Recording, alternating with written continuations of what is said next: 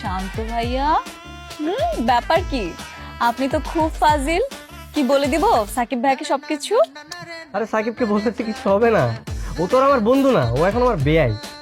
তুমি যদি চাও বলতে পারো, যাও বলো বলো, কোনো সমস্যা নেই। না না, ঠিক আছে ঠিক আছে। দেখেন এখানে না কোনো ফাইজলামি করার মুডে নাই, আমরা কাজ করতেছি, আপনি চলে যান, অন্যকে আসার সুযোগ দেন। এই সাইডে যাবেন। আরে এত বড় গিফট ফারুক ভাই, এই টেবিলে পরে রাখেন, আগে বলেন কার নাম? কি আমি বুঝলাম না, কিন্তু সামনে লেখাই আছে, ওই যে ফারুক ভুইয়া সবচেয়ে বড় উপহার লেখা আছে না। ফারুক ভাই, আপনি এত বড় গিফট দিচ্ছেন, আমাদের তো বিশ্বাসই হচ্ছে না। না এমন ভাবে কথা বলতেছে মনে হচ্ছে আমি গিফট দিতে পারি না। আমি কি ফকিনি নাকি? আমার কি মন নাই নাকি?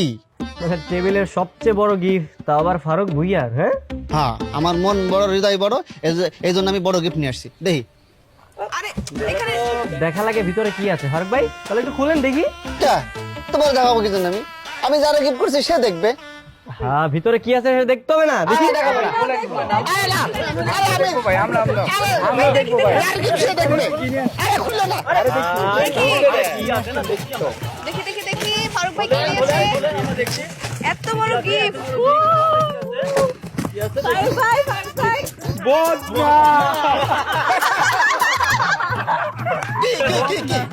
কি এত হাসির কি আছে?